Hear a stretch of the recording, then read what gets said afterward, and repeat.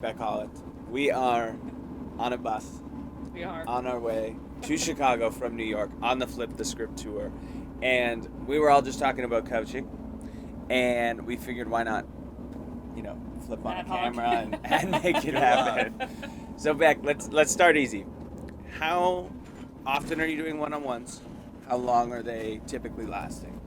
I typically, hi everyone, my name is Becc Holland. I'm with it's Chorus not. AI.ai. My one-on-ones are typically once a week, and they are for an hour. And I'm typically covering 4 different pieces within a one-on-one. From my perspective, to kind of get a rep moving. I always think back to what my mom said when I was growing up. If you need the promise of the kingdom and the fiery gates of hell behind them to get them moving. So the 4 pieces of a one-on-one that I think really contributes to getting someone motivated and staying producing and progressing throughout their career is I start with what you, I think, mentioned as therapy. As yeah. like, how are you, where are you at in terms of career progression? How are you feeling with your time at Chorus? I transition into an activity metric or motivation. We've talked about that a lot of, how many cold calls or dials are you making? What is your pipeline looking like? What's your plan to get there? The third is strategizing on accounts. Okay, we have 200 accounts. Which ones do you want to go after and why? And making sure that they're the quality accounts. And then I finish off with tactical. Cool. And Mark, you said something super interesting around, and I totally agree, Becc, but you said something interesting around, using the time in your one-on-one to uncover things that maybe you can't just find in a dashboard. You want to talk a little bit about that? Yeah, I think a big error in one-on-ones that happens right now, well, there's a few. One, the secret is a lot of people don't actually do them. There's this sense of a drive-by one-on-one. Hey, Becc, you good? Yeah. Numbers look good. Yeah. Thanks, I need the time back. Yeah. And that's a huge miss. But another big miss is that you're sitting there looking at a dashboard and numbers that should be in real time updated at all times. Like, why are we looking at numbers that we're already both aware of? The conversation needs to be, how can I help you? Or, geez, you're having a great week. What's going well? What have you learned from this week that we can replicate next week, or we can share with another person on our team? And so the most important thing is that they're happening, they're documented, and they're effective. And also that they're simple. I think people overcomplicate the one-on-one. When you're talking like, how are you doing?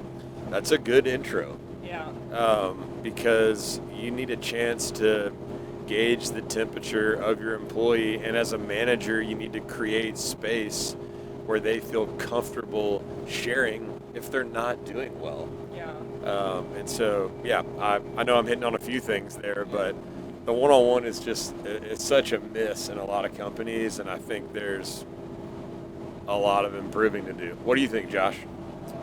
I'm glad you asked, as if it was a very natural transition.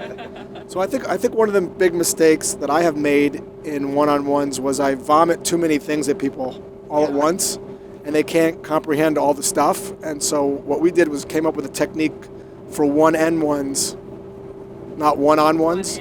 One-on-one. So here's how it works. Let's say I'm doing a one-on-one with you, and we're going to do a one-on-one. I say, Becc, you tell me one thing you think is going really well, and one thing you'd like to improve, and then we're going to flip it. And then I'm going to share with you one thing I think is going well, and one thing I think you should improve, and then we take turns doing that, and then as a manager, you keep focusing on that one thing until you see some improvement on that, and then you go to another thing. So that keeps it focused and finite. Can I ask you a question? Yeah. Only one question. So, topic I love, and I'd love to hear your take on, and your takes, is how much self-discovery are you encouraging in that conversation versus, hey, let's get right to it? Yeah. So my point here that I like to think about is to coach the player rather than taking the shot. So when I ask that question, what's one thing that you think is going well? I just let them talk.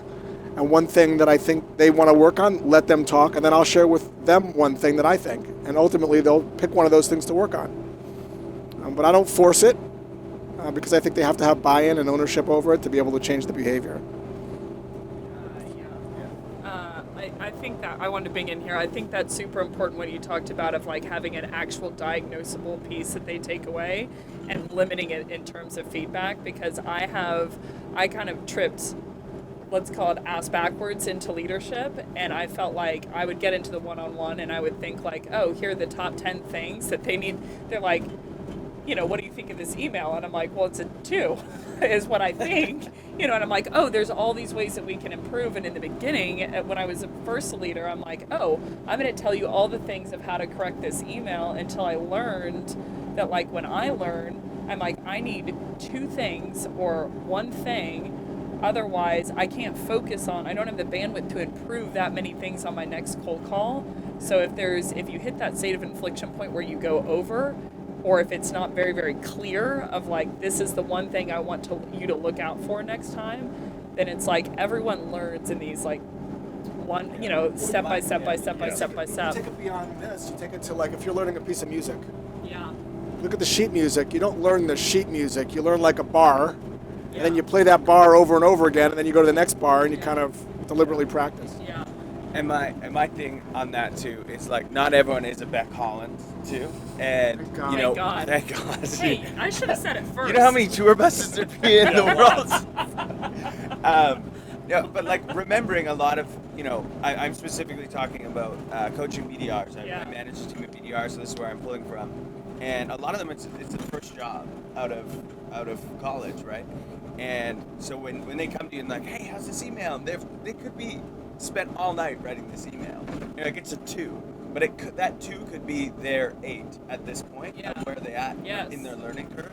So I think, going back to what we said at the beginning, and I spent a lot of time on the therapy stage because I had a young team, and I think it all, falls apart if that's not taken care of. Yes.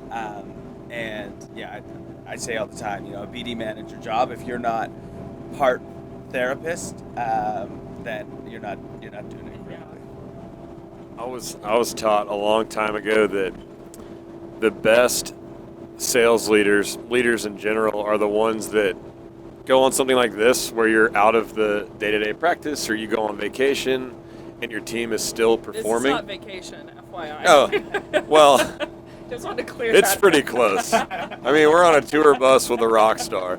You have to be able to leave, and the business still has to run. Yeah. And so. You know that banks used to force that on leadership? A lot of larger banks would take a vacation. Force leaders to take 2 weeks, 3 weeks vacation and see if their department would fall apart. And they could also see if anyone was doing anything. Wow. Interesting. Yeah. So what I struggled with, and still, when you get promoted, you've previously been a top performer, the people come to you and they just want you to tell them what to do. Like, I bet you get this a lot, Becc. What exactly should I say in this email template? And you have an answer, and you have a really good answer. But if you tell them exactly what to do every time, then they wait for you to make the decision, right? And so exactly, like teaching them to fish when you have what you want to get done in mind, one of the most valuable things I got taught is to ask them first, to what you were talking about, hey, what do you think's best? Because if it's their idea, they're going to own it a lot more than if I say, hey, here's what you go do. Yes, I think that's a great point, because when I go into one-on-ones in the past, it's like you just want to, or at least in the nascent stages for me as a leader, you just want the ball. You're like, give me the ball and I'll help throw this for you, and then you'll learn how to do it. And I had to come into the very hard realization that's not how people learn. That's not how I myself learn. And so I'm like, when it comes to good leadership, I'm like, a leader isn't someone who can read a dashboard and say like, hey, here's where you're at, what's your plan. It's like a mix, both of one kind of quick tip I would usually give to people is the structure of my one-on-ones. I usually, because we do all personalized messaging, so it's not like, hey, just send this template.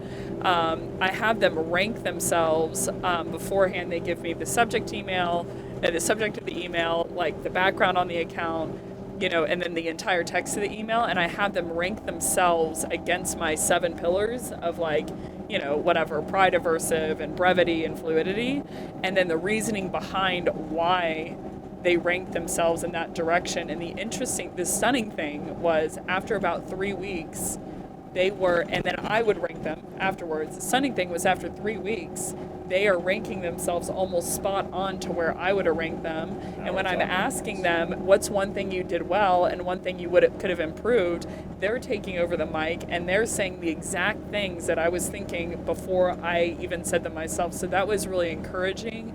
And I think it was kind of a fleshed out process of I'm consistently trying to learn how to be a better leader and how to help people learn more. And I think the team has been really good about teaching me that, but I think it's all predicated on what do you think about this, because your job isn't to throw the ball for them. Your job isn't to sandblast them with 10 different things, of all the things, the way the email could be better. Your job as a leader is to identify where they're at and then get them one stage forward.